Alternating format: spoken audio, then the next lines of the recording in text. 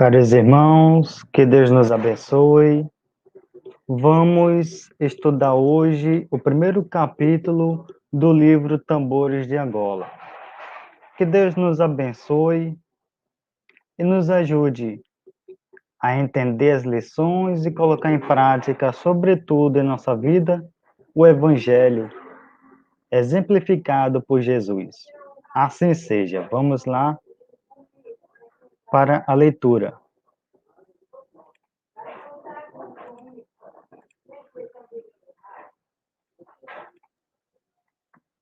Fascinação. Abril de 1983.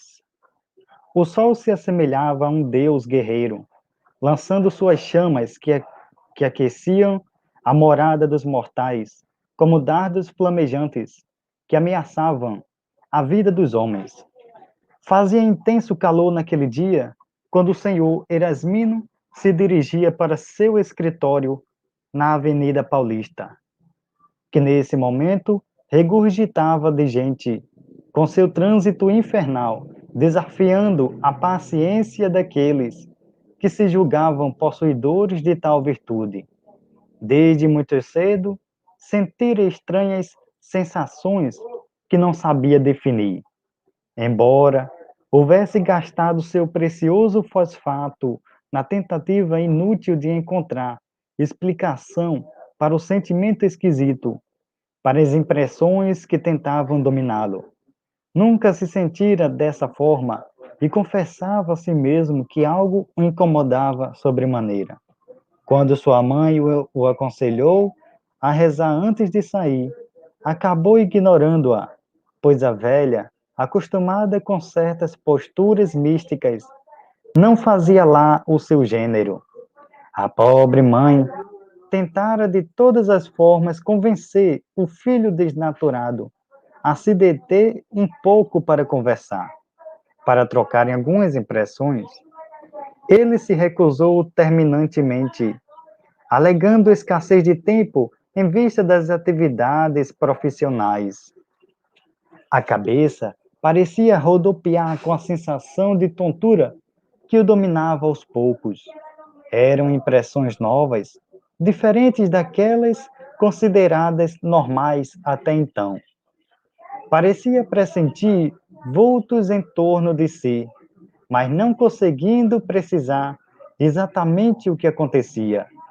Tentou mudar de pensamento em vão. Começou a suspeitar que estava ficando louco, ou pelo menos sofrendo de algum problema neurológico, tais os sintomas que detectava em si. Já fazia algum tempo que não conseguia dormir direito. Parecia acometido de pesadelos e passava noites acordado, sendo obrigado pela manhã a tomar algum medicamento para conseguir trabalhar direito. Sintomas de melancolia, aliados à depressão, sucediam-se ou completavam-se, estabelecendo o clima psíquico adequado para a sintonia com mentes desequilibradas. Erasmino foi se desgastando psicologicamente pelo incômodo que sofria. Procurou médicos e psicólogos, gastando muito dinheiro em tentativas que se provaram inúteis em seu caso particular. Aos poucos, foi se achando perseguido pelos colegas de trabalho. Em todos, via adversários gratuitos, que, segundo suas suspeitas, o espreitavam para tentar, de alguma forma, e por um motivo ignorado, se livrar dele, tomar o seu lugar no emprego ou interferir em sua vida. A psicose foi a tal ponto que, mesmo em relação aos familiares, pensou sofrer perseguição. Não adiantavam os conselhos da mãe, e as sessões com o psicólogo já haviam terminado sem se obter algum resultado mais definido. Seguindo o conselho de amigos, entre aspas, começou a frequentar lugares sob suspeita moral, entediando-se com aventuras sexuais que de pronto tornaram sua vida um tormento ainda maior. Foi justamente a partir de tais aventuras que a problemática começou a piorar. Erasmino, Erasmino. Eram sussurros, a princípio distantes e depois mais constantes em casa, no trabalho, nas tentativas de diversão. À noite, parecia ouvir vozes que chamavam pelo seu nome. O desespero aumentou quando, determinado dia, ao levantar-se, deparou com um vulto de um homem prostrado à entrada de seu quarto. A visão se apresentava aos seus olhos estupefatos, como sendo de um senhor idoso todo envolto em roupas esfarrapadas e apresentando os dentes podres, com medonho sorriso emoldurando o rosto. Percebeu ainda antes de desmaiar o mau cheiro que exalava da estranha aparição, causando-lhe intenso mal-estar. Entre imagens de pesadelo e da realidade, pôde perceber-se em ambiente diferente de onde se encontrava o seu corpo físico. Parecia algo familiar. Não era tão desagradável na aparência aquele lugar. As impressões estranhas que sentia vinham de algo que pairava no ambiente, talvez da atmosfera local. Em meio a vapores que envolviam sua mente, quem sabe do próprio lugar onde se encontrava, percebeu a estranha conversa. Sentado em uma cadeira de espaldar alto, um espírito estava de conversa com alguém que lhe parecia de certa forma familiar. Nós o queremos exatamente como se encontra. Sua mente está confusa e não acredita muito em nossa existência. Aos poucos, vamos minando-lhe as resistências psicológicas e o caos estabelecer-se-á. Gargalhadas foram ouvidas naquela situação e naquela paisagem mental em que se envolvera. Tal pesadelo parecia não ter fim. Quando se sentiu atraído ao corpo pelos gritos de alguém, quando acordou secundado pelos familiares aflitos, resolveu contar todo o tormento que vivia há alguns meses. Procurei médicos, psicólogos e até já fiz uso de alguns medicamentos, mas tudo foi em vão. Nada surtiu efeito. Acredito que esteja ficando louco ou alguma coisa semelhante. Que é isso, meu filho? Falou a mãe, que tudo ouvia desconfiada. Eu, hein? Parece até caso de mediunidade, aventurou a irmã. Erasmino levantou-se furioso com as duas, pois não admitia a hipótese de alguma interferência espiritual, a tudo julgando como produto de sua própria mente. Por mais que procurasse a causa dos males que o acometiam, não conseguia uma explicação lógica racional. Os dias se passaram e o clima era de intranquilidade entre os familiares devido à atitude de Erasmino para com sua irmã. A tensão se estabelecera em razão das dificuldades em solucionar o caso, que a cada dia parecia mais e mais complicado. Novamente estava em casa, desta vez, preparando-se para sair com alguns amigos, quando ao entrar na sala, estranho mal-estar o dominou. Parou entre os umbrais da porta. Os amigos, que naquela ocasião já sabiam o que vinha ocorrendo, ampararam-no, conduzindo-o para o sofá, providenciando uma bebida para que ingerisse, tentando amenizar a situação. O efeito da bebida foi como uma bomba.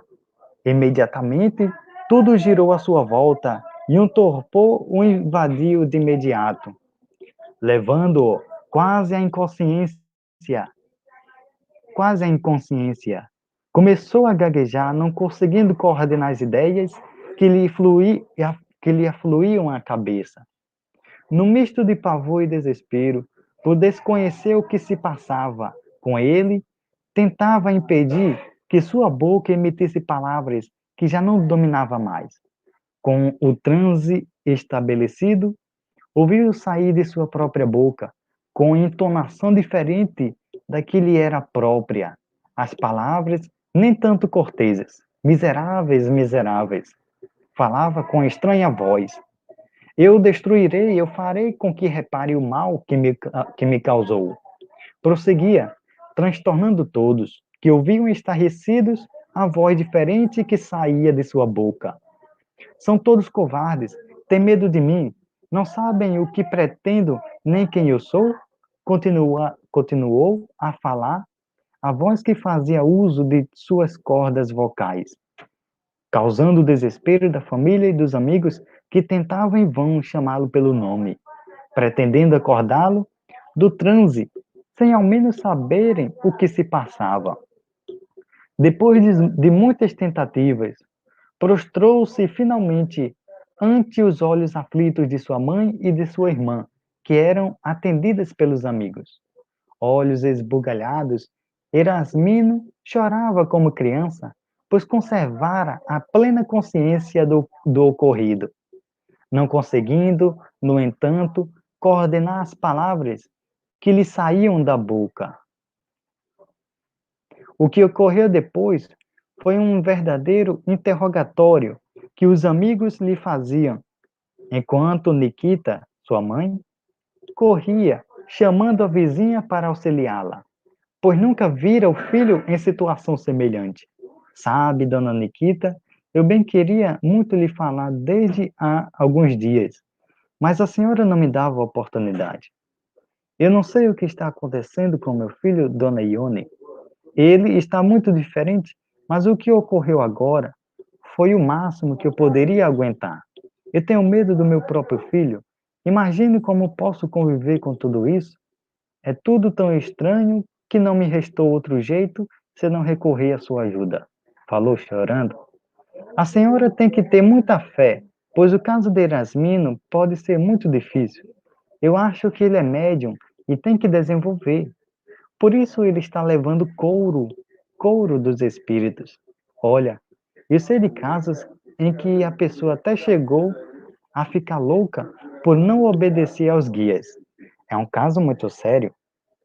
Mas o que eu posso fazer para ajudar o meu filho?